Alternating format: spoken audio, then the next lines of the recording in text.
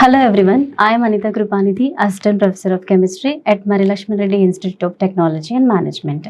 In today's session, we'll discuss about one more topic from Polymeric Materials chapter. So before going to the topic, let me give a small introduction to the topic. So here, when we see a child playing with the toys in our homes, it reminds us our childhood days, right? But in those days, all these toys, they used to break easily. But it is not so now, right? So have you ever thought about the materials from which these toys are made from?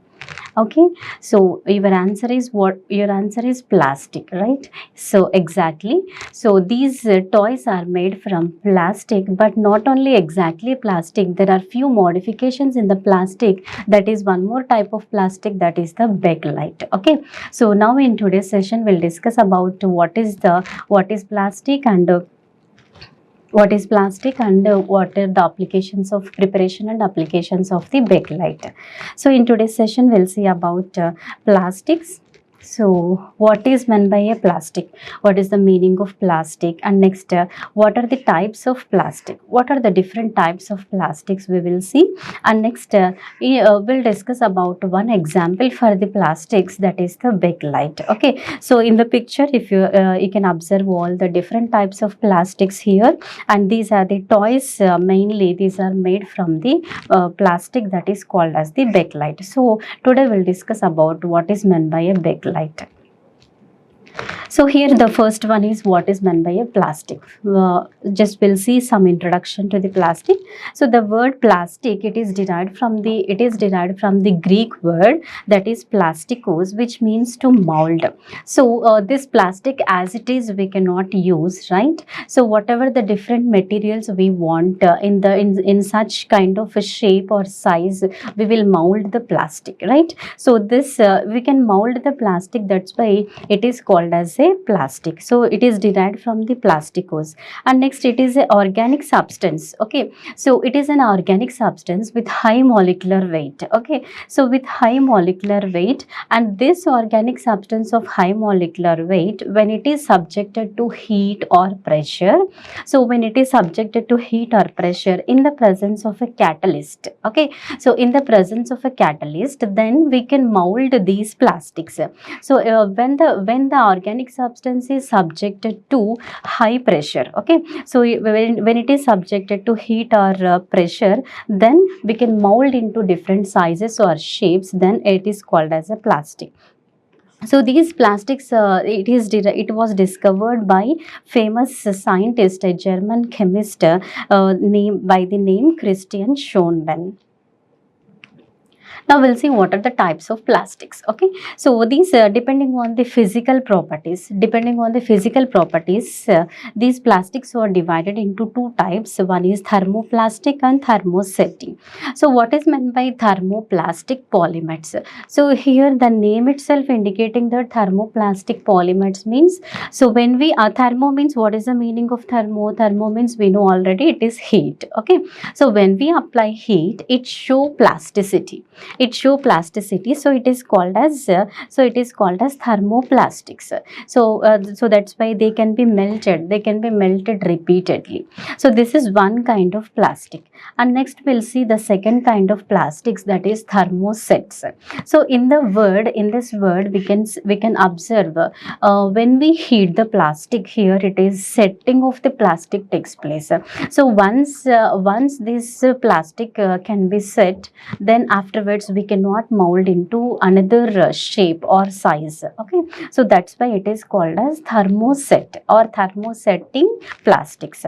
So here it is, we can see, once it is shaped, it cannot be melted. Okay, so these are the two types of plastics. Now we'll see what is the reason behind this, why one plastic can be melted and why not the other. Okay, what is the reason behind this? When we see the structure, when we observe the structure of these thermoplastic and thermosettings, so here if you see the structure of these thermoplastics, there are no links between the polymer polymeric chains. So here, see students, when we observe the atoms, okay, this is one chain and this is another polymeric chain, right? So in one chain, between the two atoms, between the two atoms there is a bond here, right? So here there is a bond here, there is a bond here, like this. Between the two atoms there is a bond, but between the two polymeric chains, between these two polymeric chains there is no bond here, right? So that's why it is, there is no link, there is no link between the two polymeric chains. That's why when you heat the polymer, or when we apply pressure to this polymeric chain, this can be melted easily. So that's why it can be molded into different sizes or shapes. Okay, so those are called as thermoplastics. So why thermoplastics can be melted, or means because the main reason is there are no links, there are no cross links between the two polymeric chains. Okay, so we should not tell between the two atoms, between the two polymeric chains there are no bonds here. Now here we'll see the second type of polymer, that is thermosetting plastics. Okay, so thermosetting plastics. In this thermosetting plastics, if you observe here, this is one polymeric chain and this is another, this is another. Like this number of chains will be present in the chain, so in the polymer. So here each polymeric chain, this is one polymeric chain, this is the second polymeric chain. So between the two chains, there is a bond here. Okay, so are you observing? So between the two polymeric chains, there is a bond here, or there is a cross link here. These are called as cross links.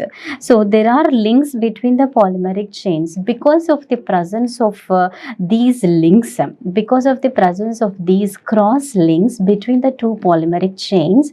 It will restrict the movement of the atoms in the polymeric chain. Okay, so it will restrict the movement of the polymeric chain. So because of that, it stops the movement. Okay, because of that it stops the movement. That's why once the polymer is prepared, again when you heat, then it cannot be melted. Okay, those are called as such kind of plastics, or such kind of polymers are called thermosetting plastics or thermosetting polymers. Clear?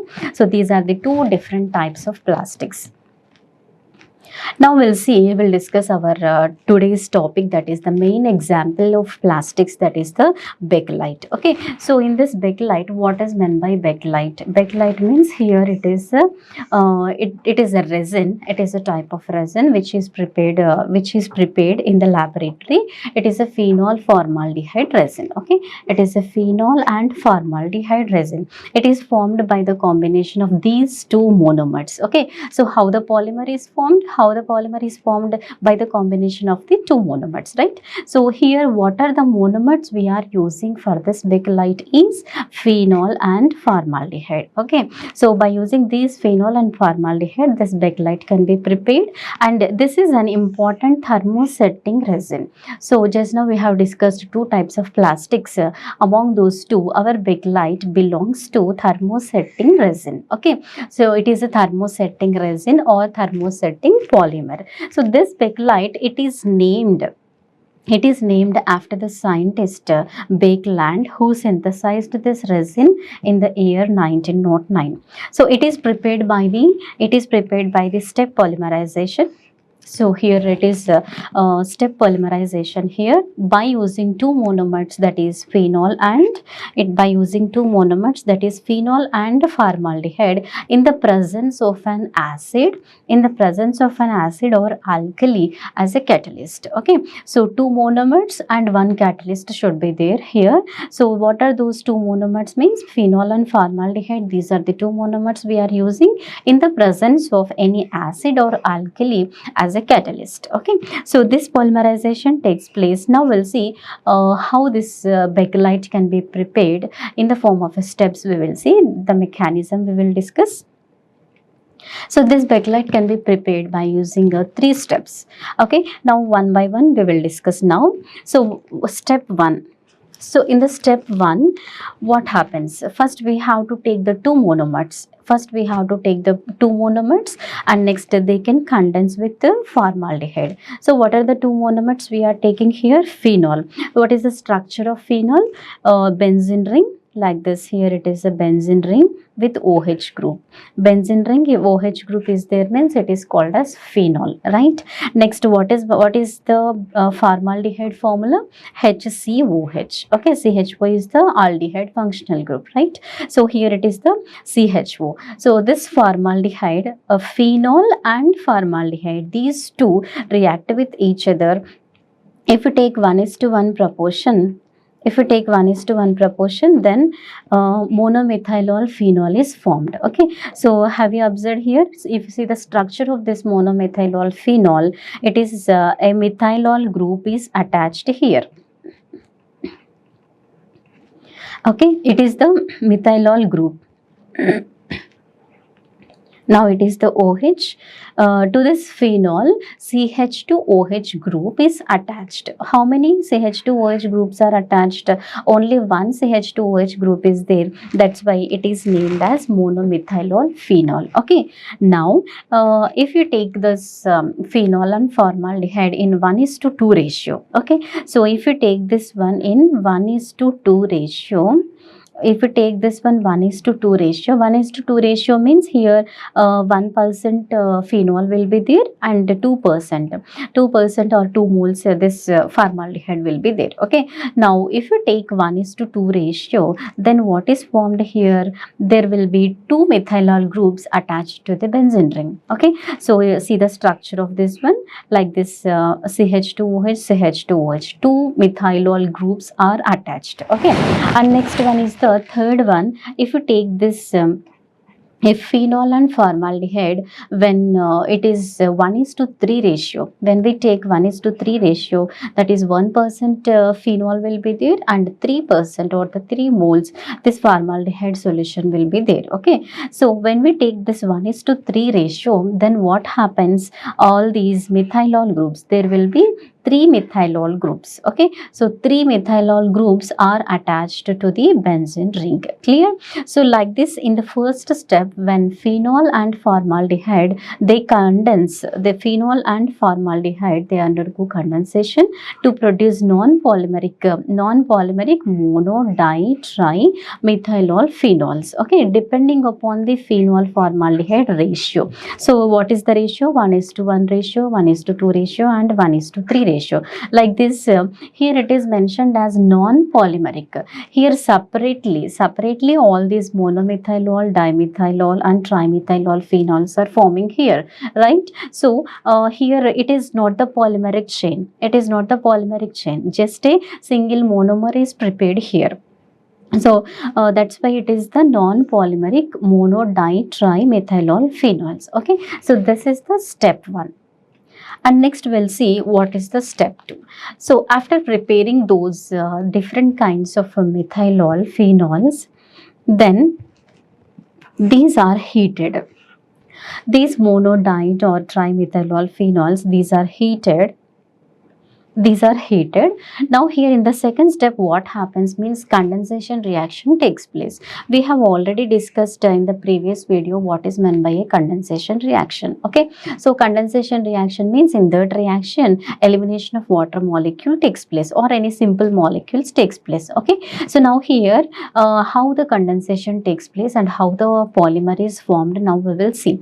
So here these methylol phenols, just for example, we are taking one methylol phenol, so it is the monomethylol phenol. One CH2OH group is there, and here also CH2OH group is present. Okay, so these two methylol phenols, they react with each other. How the condensation reaction takes place here it is the important step here. How the condensation takes place means condensation of methylol group. Okay, condensation of methylol group with hydrogen atom of benzene ring. So that is condensation of methylol group means removal of OH group takes place from methylol and one hydrogen from the benzene ring. So benzene means we know already it is C6H6, everywhere here CH it will be present. Okay, so in this benzene ring this hydrogen is there, it will take hydrogen from the benzene ring. Okay, so how the condensation takes place here, it is in two ways. In two ways this condensation takes place in this step 2. The first one is what, condensation of this methylol group takes place with the OH group from methylol group and hydrogen from the benzene ring. Okay, so hydrogen from the benzene ring. So like this, just you remove this one, what is there here, CH2. So in the middle these two, it forms a bond here like this, as it is the same structure you will write here, it is CH2OH will be there. From benzene ring hydrogen it has taken, that's why here in between these two only CH2 is there. Are you following? So in between these two it is the CH2 is there, that's why this bond here, this joint or this bond, it is nothing but here it is having CH2. Okay, so these two rings, these two benzene rings, they connect with each other with a CH2 link. Okay, so here a CH2 link is there. This is called, it is named as Novolac resin. Okay, so it is named as Novolac resin, or just we can write it as A stage resin.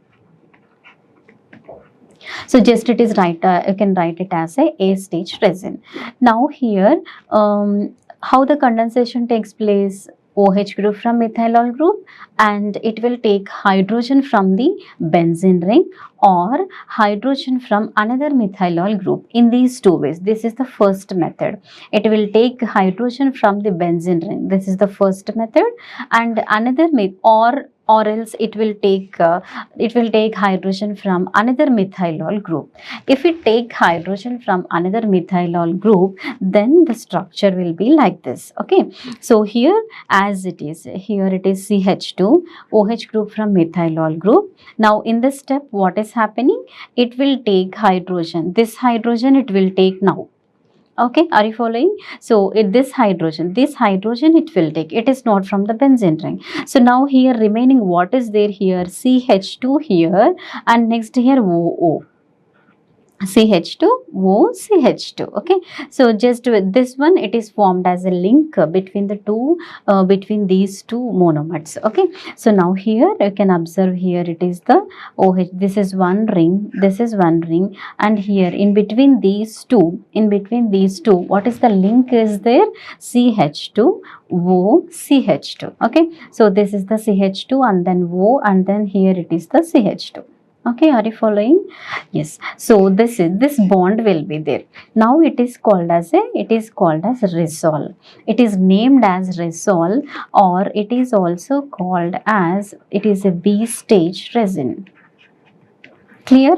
So it is a B stage resin. In the step 2, just to avoid confusion, just we have to remember only one thing, that it will take hydrogen. Removal of water molecule takes place for this condensation. So for water molecule H2O. Okay, so in this OH group from the one methylol group and hydrogen from the either from benzene ring or from the another methylol group. Okay, like this two products are formed here, either Novolac resin or the resol. Now it is named as A stage resin or under the B stage resin. Okay, now by using these two stages of resin, these two types of resin here, like this, it is Novolac and it is resol.